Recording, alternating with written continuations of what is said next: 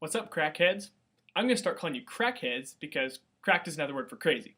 And you guys are crazy. So I'm either going to call you cracked heads or crackers. No, probably not crackers. Or crackles or something like that. So today my video is a little different. I have my Blazers hat full of movies. And I'm just going to randomly pick out a movie and tell you what I think about that movie. So let's get started. Movie number 1. No Country for Old Men. I just watched this movie the other day, and it won Best Picture, so I was kind of skeptical, but I loved it. It was a really good movie.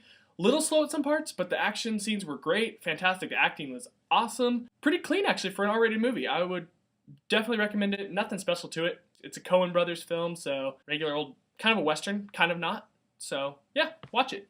Number 2. The new Sherlock Holmes. Sherlock Holmes 2 Game of Shadows. That movie was fantastic. If you loved the first one, then you're really going to like the second one. It's virtually the same movie, but completely different plot. I went in thinking this movie's going to be the same kind of. They might not make it very good. It was just as good as the first one. So it didn't disappoint. Highly recommend watching it if you haven't yet. I might buy it on Blu-ray. Not sure yet. Probably because I love those movies so much. And I'm also going to do a rating system. I forgot to do that with No Country for Old Men. I do 2 ratings. I do awesomeness rating and quality rating. So for Sherlock Holmes, the awesomeness rating was a 9. The movie was fantastic. Quality rating, I'm going to give it an 8. So it's a really good movie, but it was even awesomer than it was quality, if that makes sense. No Country for Old Men, I give it quality 9, awesomeness an 8. Just not quite as awesome as it was like quality, but it's still fantastic. Next movie, number 3. The Usual Suspects. One of my all-time favorite movies. One of the greatest movies ever made. There's just so many movies out there that are so good, but this one is a must-watch movie. Kevin Spacey's best acting performance, which is saying a lot because he's one of the best actors out there. Highly recommend watching it. There's a lot of cussing in it. It's definitely rated R, so you got to keep that in your mind, I guess.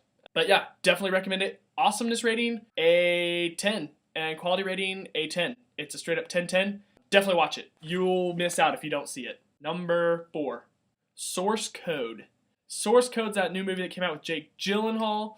I had really low expectations going into this movie, so I really didn't know what to expect. It was really good.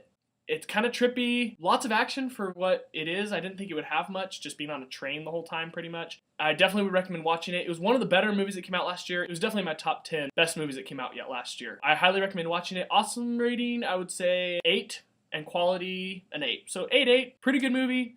Not fantastic, but it was still definitely worth watching. And number 5, The Boondock Saints. As you can see, my roommate has a poster of it. This movie is off the charts awesome. You have to watch it if you like seeing a whole bunch of awesome gunfights and just pretty much like Christian thugs killing a whole bunch of people and swearing a lot while they do it. If you don't mind a whole bunch of cuss words, watch that movie. Awesome rating's a 10, straight up. One of my all-time favorites. Quality rating, I'm going to give it an 8. Because it's just what it is. If you watch it, you'll know what I mean. Definitely worth watching. Highly recommend it. So that's what I got rating-wise, and I'll see you next time. Peace.